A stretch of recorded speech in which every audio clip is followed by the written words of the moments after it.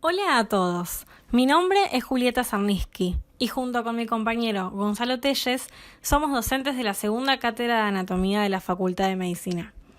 Y vamos a hablarles acerca de la anatomía cardíaca, centrándonos más que nada en irrigación y sistema de conducción. Y de paso les dejo la bienvenida con este corazón bordado por mí. Bueno, comencemos. Los objetivos de esta clase son, primero, describir las diferentes caras del corazón y reconocer las cavidades y surcos cardíacos en cada uno de ellas, identificar las principales arterias que van a irrigar al corazón y conocer el territorio de vascularización de cada una, comprender el concepto de dominancia cardíaca, ubicar espacialmente las diferentes porciones del sistema de conducción y poder diferenciarlo con la inervación cardíaca. Y por último, estudiar la anatomía cardíaca mediante una radiografía y una tomografía axial computarizada. Veamos un poco acerca de la configuración externa del corazón. El corazón presenta una forma de pirámide con 4 caras, una base y un vértice. La primera cara que vamos a estudiar es la cara anterior o esternocostal, que está en relación con la cara posterior del cuerpo del esternón y con los cartílagos costales correspondientes. Esta cara está formada principalmente por el ventrículo derecho, aunque también vamos a encontrar una porción del ventrículo izquierdo y del atrio derecho. Luego vamos a ver la cara inferior o diafragmática, que va a estar formada principalmente por el ventrículo derecho e izquierdo. Este se apoya sobre el diafragma.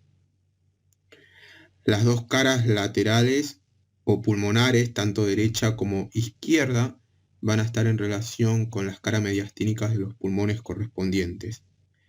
La derecha va a estar formada por la cara lateral del atrio derecho, mientras que la izquierda va a estar formada tanto por el atrio izquierdo como por el ventrículo izquierdo. Hacia superior, posterior y levemente hacia la derecha vamos a encontrar la base del corazón, que está formada sobre todo por el atrio izquierdo, mientras que en el sentido contrario vamos a encontrar el vértice o ápex del corazón, que apunta hacia inferior, anterior y hacia la izquierda, y está formado solamente por el ventrículo izquierdo. En esta fotografía podemos observar al corazón en posición anatómica y en relación con los diferentes elementos que forman parte del contenido de la cavidad torácica. El corazón es un órgano muscular hueco que se encuentra en el mediastino medio, envuelto por el pericardio en todas sus caras. Si sacamos el pericardio, vamos a poder ver las diferentes cavidades o cámaras cardíacas, como también, por ejemplo, a la arteria coronaria derecha en el surco coronario y a la arteria interventricular anterior en el surco del mismo nombre. La cara anterior o esternocostal del corazón presenta el surco atrioventricular o coronario. A través de esta cara se puede ver específicamente su porción derecha, donde vamos a encontrar, como dijimos, a la arteria coronaria derecha. Este surco divide a esta cara en dos porciones. Los 2/3 inferiores corresponden a la porción ventricular, que a su vez presenta el surco interventricular anterior, que va a dividir lo que sería el ventrículo derecho del ventrículo izquierdo. En la porción más superior de la porción ventricular podemos ver el origen de los grandes vasos, hacia posterior y a la derecha la aorta, y hacia anterior y más hacia la izquierda el tronco pulmonar. Por encima del surco coronario vamos a encontrar la porción atrial, que corresponde al tercio superior, donde vamos a poder observar específicamente a las aurículas, clásicamente conocidas como orejuelas de los atrios, la del atrio derecho y la del atrio izquierdo. Por último, volvemos a repetir que el vértice del corazón en este caso solamente está formado por el ventrículo izquierdo, como se ve acá en esta imagen. La cara inferior del corazón se encuentra aplicada sobre el diafragma, específicamente sobre el centro tendinoso o frénico de este músculo. Para poder observar esta cara a partir de la posición anatómica del corazón, lo que tenemos que hacer es levantar hacia superior el vértice o ápex. Esta cara, al igual que la anterior, se va a encontrar dividida en dos porciones a través del surco coronario o atrioventricular, que en esta cara podemos ver sus dos porciones, tanto la porción derecha como izquierda. Los 4/5 anteriores corresponden a la porción ventricular, que a su vez va a estar dividida por el surco interventricular posterior en el ventrículo derecho y el ventrículo izquierdo. Después, el 5 posterior corresponde a la porción atrial y vamos a poder observar el tabique interatrial que nos divide el atrio derecho del atrio izquierdo. Nos parece fundamental explicarles cómo funciona la circulación del corazón. En este momento estamos en presencia de una vista anterior del corazón, el tórax en realidad, siendo este inferior donde evidenciamos el diafragma y esto superior donde evidenciamos la tráquea. Para comenzar, entonces, empezamos a hablar de esta cavidad que se observa acá, que es el atrio derecho. A esta cavidad llega la sangre venosa desoxigenada a través de dos venas. La vena cava superior, formada por los dos troncos brachiocefálicos, y la vena cava inferior, que evidencian acá atravesando el hiato diafragmático. La vena cava superior recolecta sangre de la mitad superior del cuerpo, cabeza, tronco y miembro superior. Y la vena cava inferior recolecta sangre de la mitad inferior del cuerpo, como el abdomen y el miembro inferior. Acá tenemos otra vista del atrio derecho. Una vez en el atrio derecho, la sangre va a pasar a través de la válvula tricúspide al ventrículo derecho, que observamos acá, en lo que es la diástole o relajación del miocardio. Y luego, en la sístole o contracción del miocardio, esta sangre desoxigenada va a pasar del ventrículo derecho, como mencioné antes, a través del tronco pulmonar que se ve acá en violeta, a los pulmones. Una vez en los pulmones, esta sangre se va a oxigenar. Sí, el tronco pulmonar es una arteria, pero lleva sangre desoxigenada. Como mencioné entonces, en los pulmones se oxigena y a través de las venas pulmonares, que son 4, como se ve acá, que se ven en rojo, la sangre va al atrio izquierdo, que es bien posterior y se encuentra en relación con el esófago. Sí, también son 4 venas y llevan sangre oxigenada. Una vez en el atrio izquierdo, esta sangre va a pasar al ventrículo izquierdo, como se observa acá. Y en el ventrículo izquierdo, esta sangre va a ser eyectada durante la sístole a la aorta, a la arteria aorta, como se ve acá, para llegar a la circulación sistémica.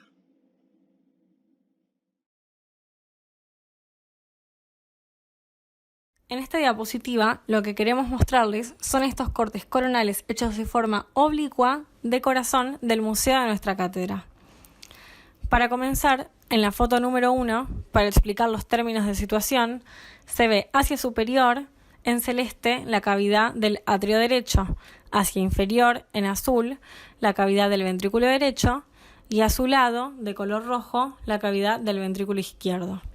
En la foto número 2, observamos en azul el ventrículo derecho con el tracto de salida del tronco pulmonar y a su lado, en forma coloreada roja, vemos hacia superior el atrio izquierdo y hacia inferior, a través de la válvula mitral, el ventrículo izquierdo. Una de las formas de diferenciar también a su vez el ventrículo derecho del izquierdo es la diferencia de grosor de la pared muscular que el ventrículo izquierdo posee, por la mayor fuerza de contracción del mismo para expulsar la sangre hacia la circulación sistémica. Y en la foto número 3 observamos en azul, hacia inferior, la cavidad del ventrículo derecho. Lo que se ve pintado de celeste es la vena cava que está llegando al atrio derecho, y lo que está pintado en rojo vemos las venas pulmonares hacia superior, que son 4, que llegan al atrio izquierdo, y inferiormente el ventrículo izquierdo con el tracto de salida de la arteria aorta. Entonces, repasando la circulación. En la foto número 1 vemos la sangre venosa desoxigenada llegando a través de las venas cavas al atrio derecho.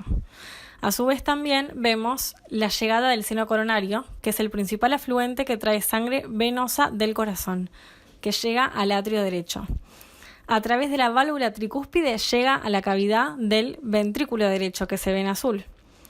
Y en la foto número 2 vemos el tracto de salida del tronco pulmonar desde el ventrículo derecho hacia los pulmones, la cual ingresa de los pulmones al atrio izquierdo, otra vez en la foto número 2 como se lo ve, marcado en rojo hacia superior, el cual a través de la válvula mitral llega a la cavidad del ventrículo izquierdo. En la foto número 3 hacia superior, también pintado en rojo, vemos la entrada de las 4 venas pulmonares al atrio izquierdo. E inferiormente se ve la cavidad del ventrículo izquierdo, pintado en rojo, con el tracto de salida de la arteria aorta hacia la circulación sistémica. Comencemos hablando un poco de la irrigación del corazón. La misma está dada por las arterias coronarias. Son 2, la izquierda y la derecha, y son las primeras ramas de la aorta. Estas ramas son dadas suprayacente a las válvulas sigmoideas de la aorta, que es esta. Acá tenemos la arteria coronaria izquierda y la arteria coronaria derecha. Comencemos a hablar entonces de la arteria coronaria izquierda. Esta arteria sale de la aorta por arriba de la valva sigmoidea anteroizquierda. En su trayecto, esta arteria, como se ve acá, está cubierta por la cara posterior del tronco pulmonar, luego a la izquierda de este y luego debajo. Acá se representa la salida del tronco pulmonar que vendría en esta dirección y ocultaría la arteria coronaria izquierda. Y esta rama, arteria coronaria izquierda, se va a dividir a esta altura en sus 2 ramas terminales. Pero antes, las ramas colaterales de la arteria coronaria izquierda en sí son ramas vasculares para la arteria aorta y para el tronco pulmonar, además de una rama auricular izquierda y una adiposa.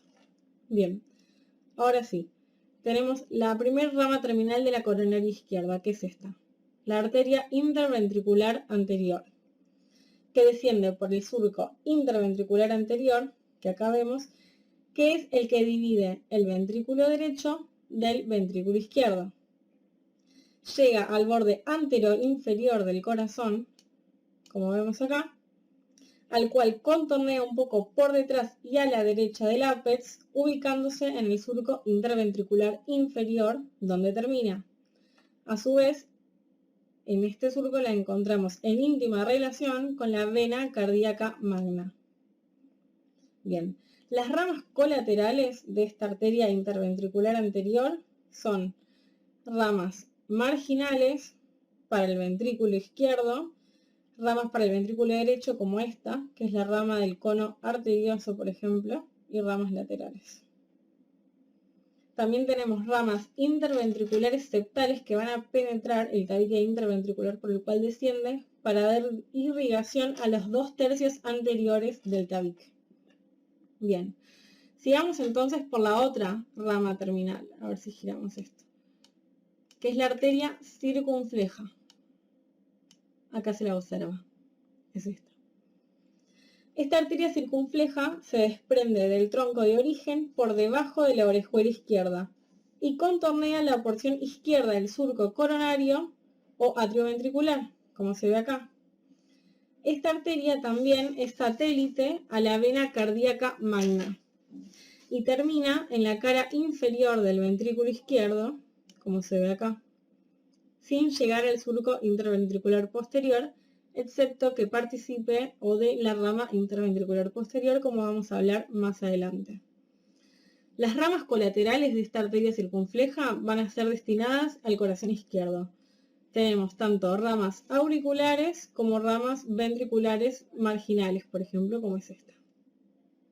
Bien, sigamos entonces con la arteria coronaria derecha, como se ve acá. Esta arteria coronaria derecha nace por encima de la valva sigmoidea anteroderecha de la arteria aorta. Sigue el surco AB, como se ve acá, a ver si podemos girarlo bien,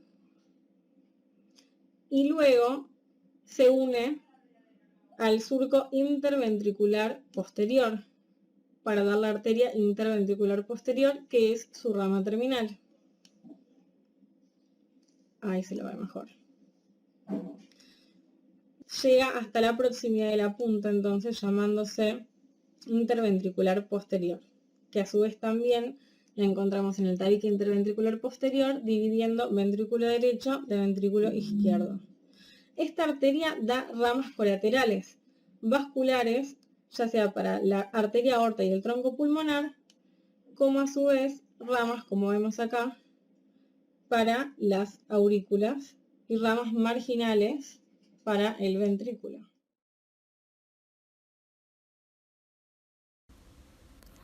Esta diapositiva es para mostrarles el trayecto de la arteria coronaria izquierda, desde que nace, con su corto trayecto de 2 a 4 centímetros, hasta que se bifurca en sus dos ramas terminales, la interventricular anterior y la circunfleja. Ahí se lo ve desde una vista superior y desde una vista lateral izquierda. A su vez también tenemos una vista lateral izquierda en la foto del museo de nuestra cátedra, donde por ejemplo se ve a la arteria circunfleja, rama de la coronaria izquierda, dando algunas ramas marginales y laterales para el ventrículo. Y en celeste se ve pintado, acompañando el trayecto de la circunfleja, la vena cardíaca magna. En esta diapositiva vemos el trayecto de la arteria coronaria derecha por la cara anterior e inferior del corazón. La imagen de la derecha del museo de nuestra cátedra muestra perfectamente el trayecto de la arteria coronaria derecha por el surco coronario o surco atrioventricular. En esta disección se sacó el atrio derecho para poder observar con mucha mejor claridad el trayecto de la arteria coronaria derecha. La dominancia cardíaca hace referencia a cuál de las dos arterias coronarias da origen a la arteria interventricular posterior, arteria encargada de irrigar el tercio posterior del tabique interventricular. Recuerden que los 2 tercios anteriores del tabique interventricular es irrigado por la arteria descendente anterior o interventricular anterior, rama de la arteria coronaria izquierda. Como ven en esta foto, se muestra la dominancia derecha, izquierda o codominancia balanceada, con distintos porcentajes. El porcentaje de cada tipo depende de los resultados de los diferentes estudios de investigación realizados. Cuando la dominancia es derecha, en el 15% de los casos, la rama interventricular posterior de la arteria coronaria derecha es muy importante. Por otro lado, la dominancia también puede ser izquierda, en casi otro 15% de los casos, en los cuales la rama interventricular posterior se origina de una rama de la arteria circunfleja, rama de la arteria coronaria izquierda. En la mayoría de los casos, el 70% restante, ocurre lo que se conoce como codominancia, donde la rama interventricular posterior se origina de la arteria coronaria derecha, mientras que la arteria coronaria izquierda emite una pequeña rama posterior para el ventrículo izquierdo. De esta forma, la arteria coronaria derecha irriga la pared posterior del ventrículo derecho, la parte posterior del tabique interventricular y una franja de la pared posterior del ventrículo izquierdo.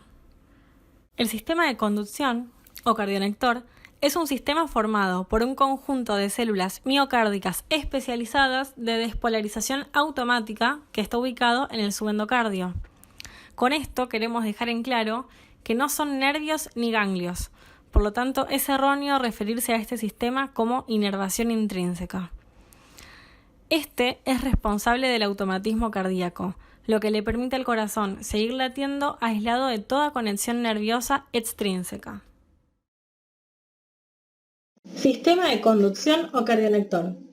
Este sistema comprende tres partes: el nodo sinusal o sinoatrial, el nodo atrioventricular y por último el fascículo atrioventricular o haz de His con sus ramas derecha e izquierda. Bien, comencemos entonces.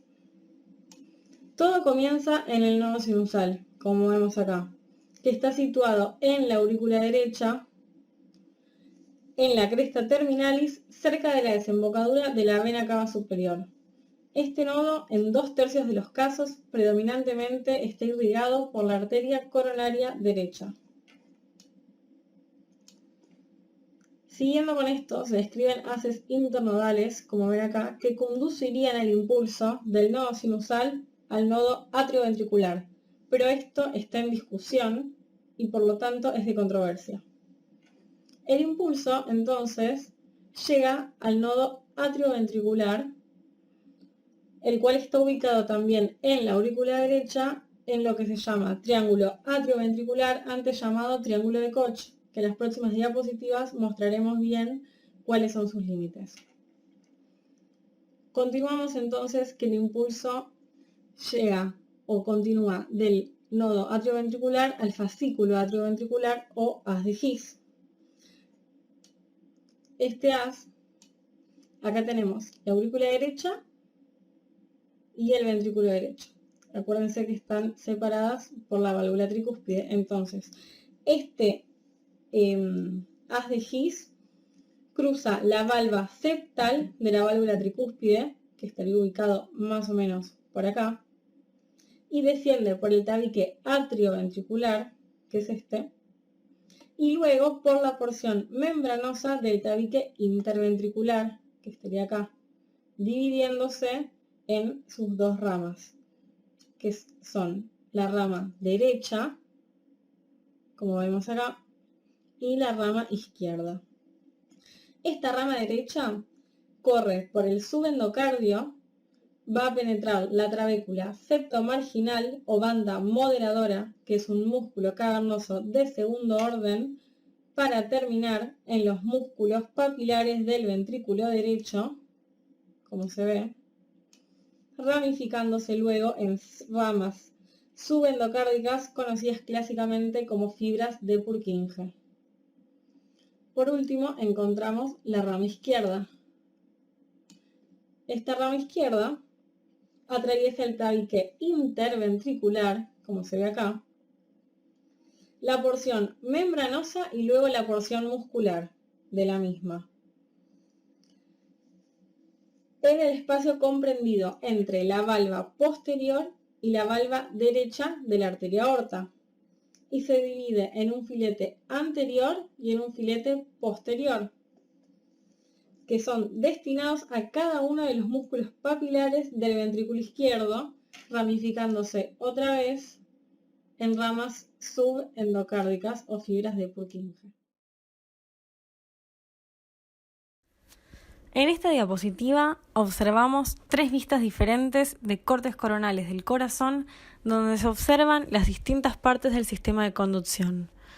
En blanco, el nodo sinoatrial o sinusal, en negro, el nodo atrioventricular, en celeste, el fascículo atrioventricular o haz de His, en rojo, la rama izquierda del fascículo atrioventricular y en amarillo, la rama derecha del fascículo atrioventricular.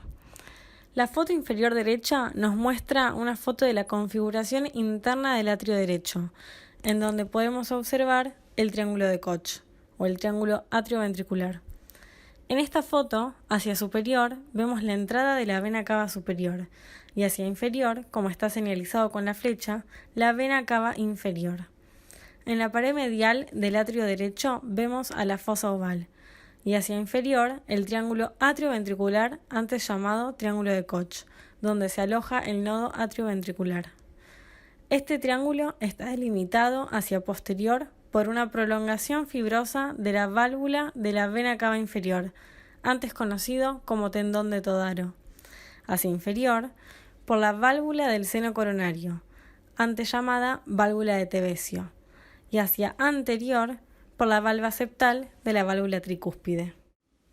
Entonces, ¿cuál es la diferencia entre el sistema cardionector y la inervación? La inervación del corazón proviene del sistema simpático y del sistema parasimpático, los cuales forman parte de lo que se conoce como sistema nervioso autónomo. Ambos sistemas forman plexos cardíacos que se anastomosan entre sí.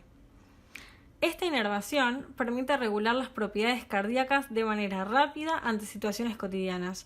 Por ejemplo, durante una situación de estrés, ejercicio, se activa el sistema simpático, el cual, a través de sus nervios que llegan al corazón, provoca que éste aumente la cantidad de latidos por minuto.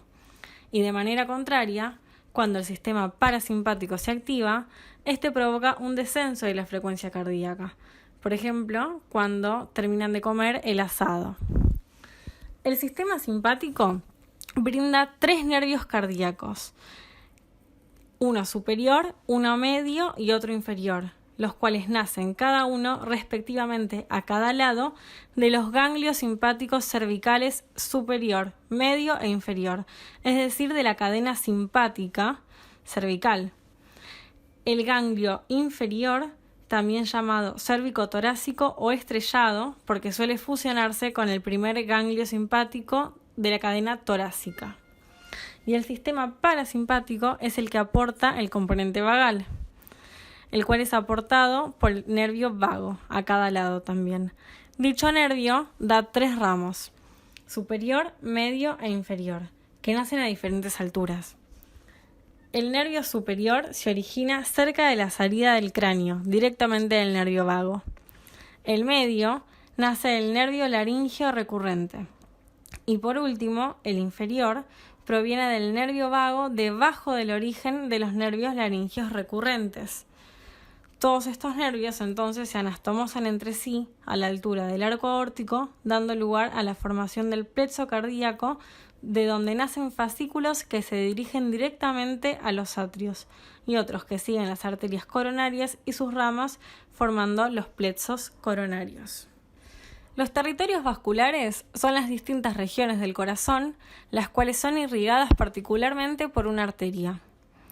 La arteria coronaria izquierda provee irrigación predominantemente al atrio izquierdo y al ventrículo izquierdo.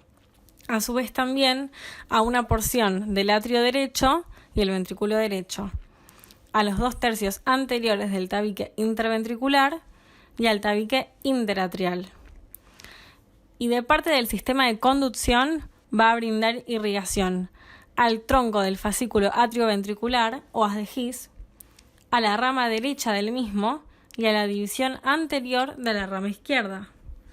Por otro lado, la arteria coronaria derecha brinda irrigación predominantemente al atrio derecho y ventrículo derecho, pero también a una porción del atrio izquierdo y el ventrículo izquierdo, y a 1/3 posterior del tabique interventricular. Y de parte del sistema de conducción brinda irrigación al nodo sinoatrial en 2/3 de los casos, siendo 1/3 podría ser irrigado por la coronaria izquierda. A su vez, la coronaria derecha brinda irrigación al nodo atrioventricular y a la división posterior de la rama izquierda del fascículo atrioventricular.